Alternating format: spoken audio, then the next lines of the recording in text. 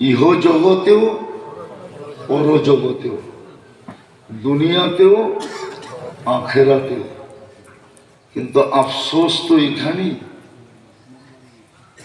যেই সৃষ্টিটা সৃষ্টির ভিতরে সর্বদিকে শ্রেষ্ঠ চালনা করার জন্য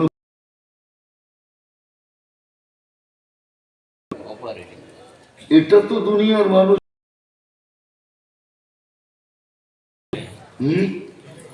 শত বৎসরের গবেষণা এই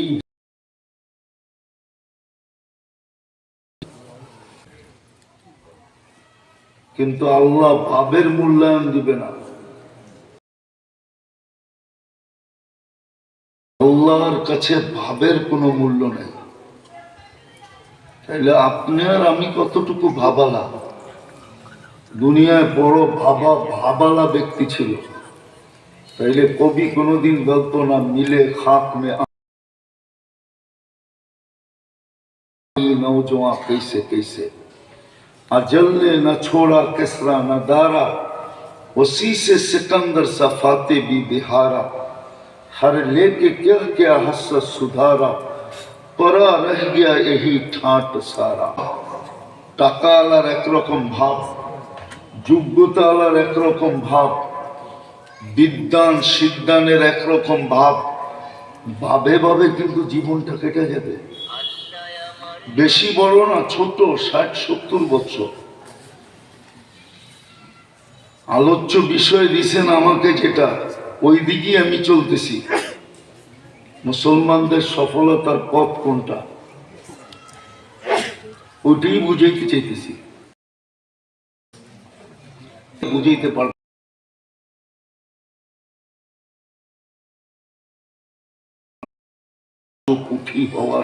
না। আজকে তো মুসলমান সারা দুনিয়ার ভিতরে সবচেয়ে বেশি কাপড় চোপড় পরে। যদি কোনো লন্ডনের বসবাসকারীদের কাছে, গোরাদের কাছে, হোয়াইটদের কাছে এত কাপড়, ওদের পুরা ইংল্যান্ডে এত কাপড় আলমারিতে ব্যবহৃত রাখা নাই। যদি রাস্তায় পুরান কাপড় ড্রপ করার জন্য বক্স কেন সরকারের পক্ষ থেকে থাকতো? বিশ্বাস হয় না মনে হয় আপনার? যেই সময় পেটে ভাত ছিল না তখন এই দুরবস্থা ছিল না। আজকে দুনিয়ার কেউ খায় না, কেউ চিনেও না।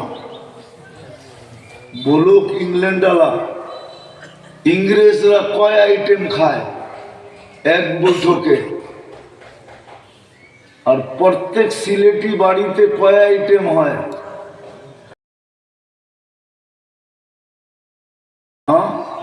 সব আইটেম তো হয়ই, টেঙ্গা ছাড়া তো খাওয়াও হয় না। এই জন্য বলতেছি, মুসলমানের চেয়ে বেশি আইটেম দুনিয়ার কেউ চিনেও না, খায়ও না। অথচ দুরবস্থা, যখন পেটে ভাত ছিল না তখন এই দুরবস্থা ছিল না। দুরবস্থা ছিল না, যখন মাথা গুছার ঠাই ছিল না। সাহাবা রাস্তায় বসতেন, আল্লাহ রসুল জিজ্ঞাসা করছে রাস্তায় কেন বসো?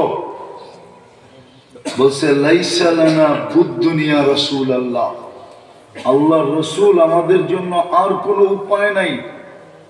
দিনের বেলা মা বোনরা, স্ত্রী মেয়েরা একটু চলা যায় তো আমরা কোনো মতে ভিতরে ঢুইকা এক জায়গায় ঘুমায়া পড়ি।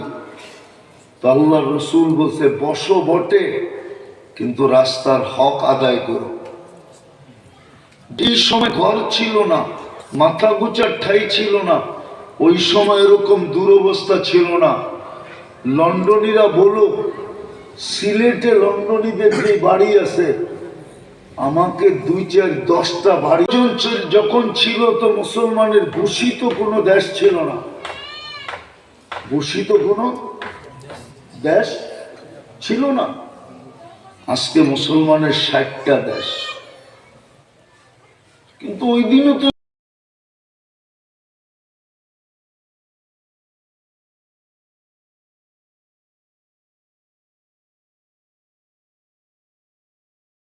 দুরবস্থা ছিল না, আজকে দুরবস্থা কেন একটু ভাবেন। আজকে তো মুসলমানের 4টা দেশ আছে যার টাকার উপরে দুনিয়ার কোনো টাকা নাই। কুয়েতের টাকার উপরে দুনিয়ার কোনো টাকা নাই, না পাউন্ড, না ইউরো, না ডলার। ব্রুনাই টাকার উপরে দুনিয়ার কোনো বড় টাকা নাই। বাহরাইনের টাকার উপরে দুনিয়ার কোনো বড় টাকা নাই। ওমানের টাকার উপরে দুনিয়ার কোনো বড় টাকা নেই। 1 পাউন্ড দিলে কয় টাকা পাওয়া যায় বলেন? আরে বলেন না, 152। আর ওমানের 1 টাকা দিলে 337 টাকা পাওয়া যায় আজকের রেট। দুনিয়ার সবচেয়ে বড় টাকা মুসলমানের কাছে, তারপরে এই দুরবস্থা কেন? আপনি এত নিষ্পেষিত কেন? আপনি এত অবহেলিত কেন? আপনি এত দীক্ষিত কেন? আপনি এত ঘৃণিত কেন?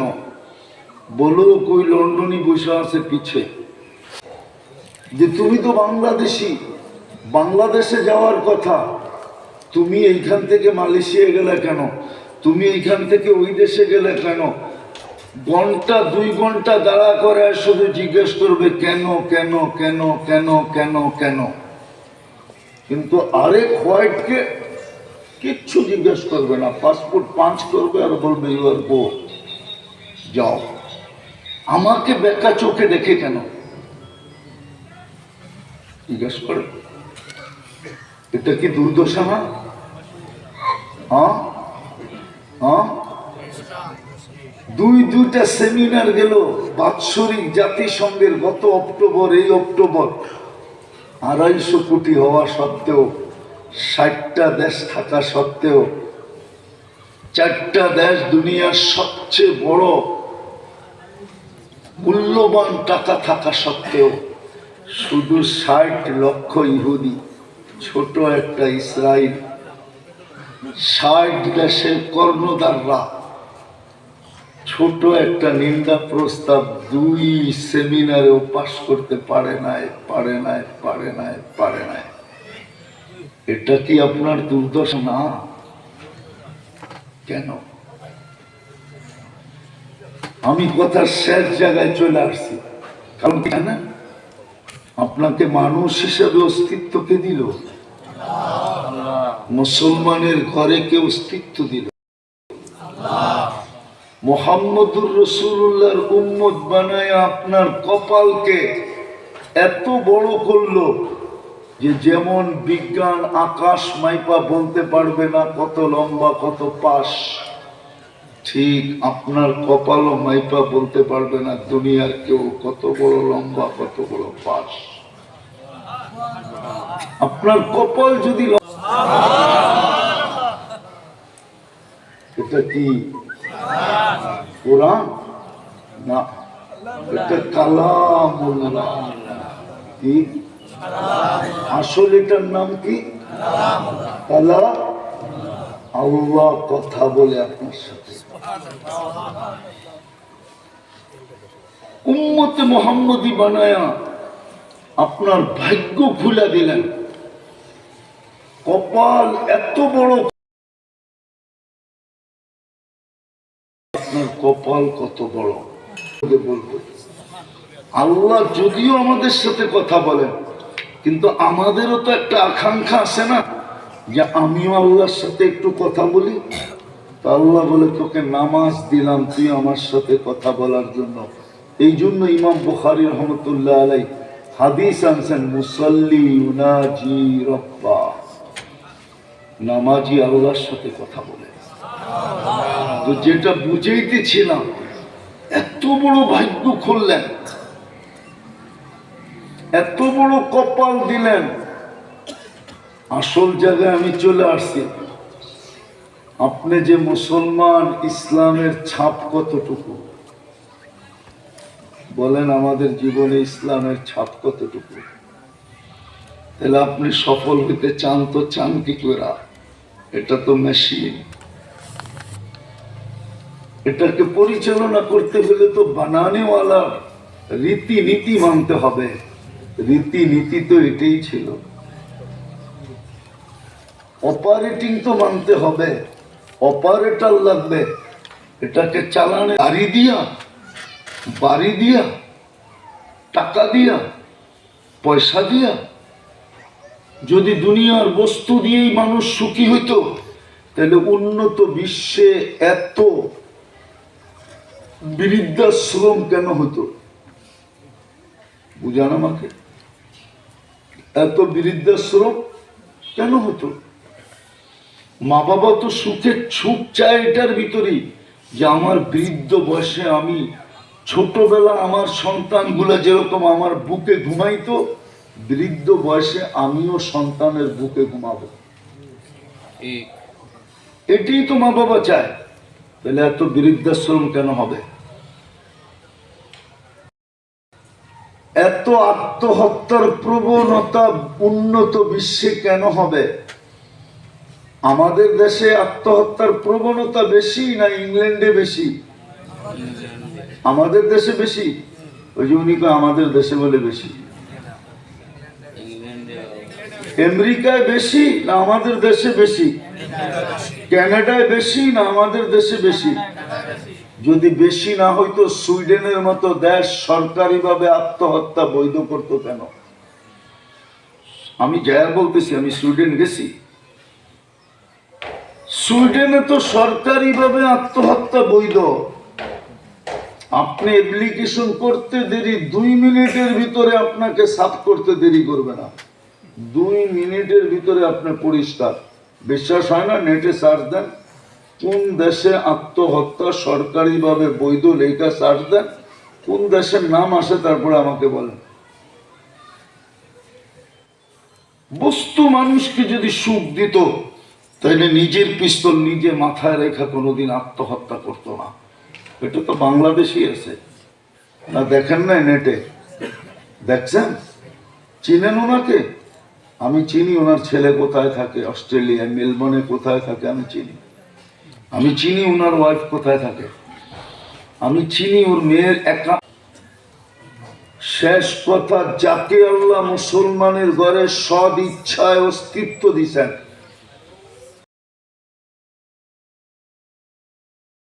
মুসলমানের ঘরে সদ ইচ্ছায় অস্তিত্ব দিছেন, উম্মতে মুহাম্মদী বাছাই করা সদ ইচ্ছায় বানাইছেন।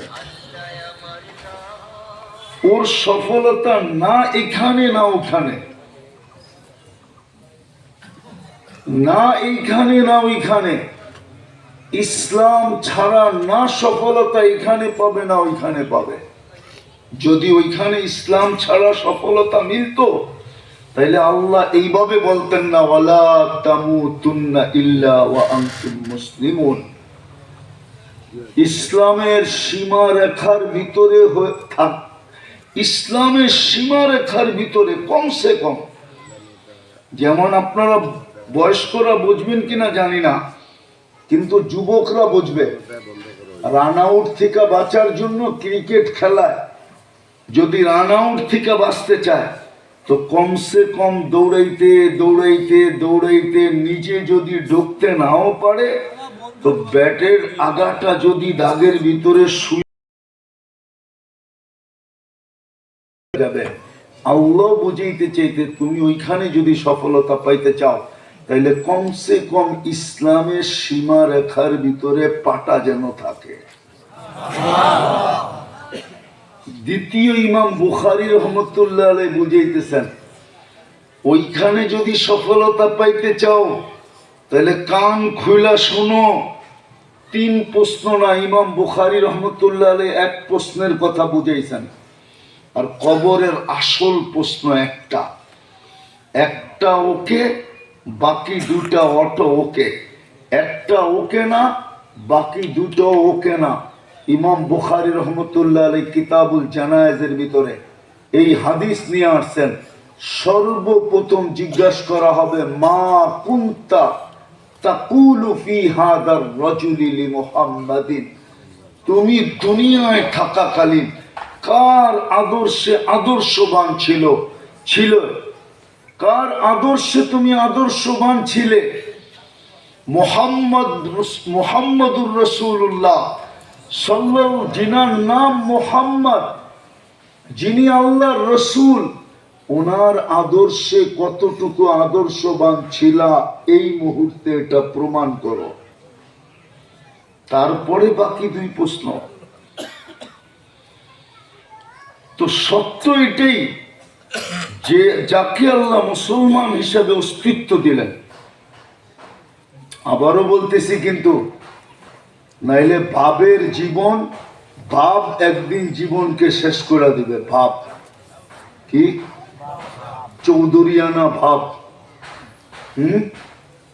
মোরল আলা ভাব। মোরল বোঝেন তো? বিচার আচার। আমার 107 মহাদেশ আমার ঘুরা শেষ। আপনাদের উন্নত দুনিয়ার শুধু আমি নিউজিল্যান্ড দেখি নাই।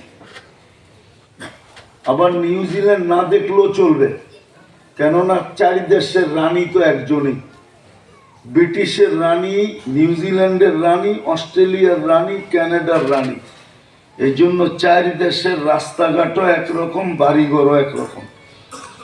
বিদায় 3টা যখন দেখা ফেলছি, তো চতুর্থটাও এমনি এমনি দেখা হয়ে গেছে, তারপরও যাওয়ার ইচ্ছা আছে। এই জন্য বলতেছি, যদি এইখানে সফলতা চান, মুসলমানের সফলতা ভ্যাট, রাজ, মাপকাঠি, জাদু, পরশ পাথর, সেটা হলো ইসলামের ছাপ, নবীর আদর্শ।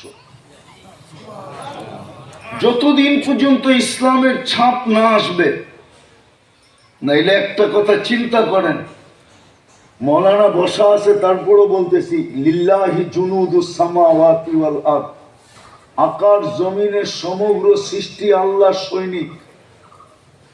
বুঝে আসলো? আমাদের পরে কোনো উম্মত নাই, আমাদের নবীজির পরে কোনো নবী নাই। ফিলিস্তিনের মতো জায়গা মাটিতে মিশতেছে, যেইখানে ইব্রাহিম খলিল ঘুমাইতেছেন, একদিকে মুসা আলাইহিস সালাম ঘুমাইতেছেন। আমি 14 বছর আগে ঘুরে বলতেছি, আমি 14 বছর আগে ফিলিস্তিন গেছি, আমি চোখে দেখে আপনাদেরকে বলতেছি। একদিকে ইব্রাহিম খলিল ঘুমাইতেছেন, একদিকে মুসা কালিম ঘুমাইতেছেন, মধ্যখানে 70 জন নবী, চিহ্নিত কবর, চিহ্নিত। মেরাজের রাত্রে সশরীরে 1.25 লক্ষ নবীদের আগমন এবং সম্মিলন বাইতুল মুকাদ্দাসে, মুসলমানের প্রথম কিবলা। আল্লাহকে যদি প্রশ্ন করি, আমাদের পরে উম্মত নাই, আমাদের নবীজির পরে নবী নাই, ফিলিস্তিনের মতো এরকম পবিত্র জায়গা, বারাকনা হাওলা, যার মাটির পরতে পরতে, বিন্দুতে বিন্দুতে, কণায় কণায় বরকত মিশ্রিত, ওটা মাটিতে মিশতেছে। আপনি এত সৈনিক রেখা করবেন তো করবেন কি? বসায়া খাওয়ান তো খাওয়ান কেন? পালেন তো পালেন কেন? কাজে লাগান না তো লাগান না কেন? আল্লাহ যেন আমাকে জবাব দিতে চাইতেছে, তুই বল, এরা মুসলমান, এদের ভিতরে ইসলামের ছাপ কোথায়? এরা মুহাম্মদুর ভিতরে নবীর আদর্শ কোথায়?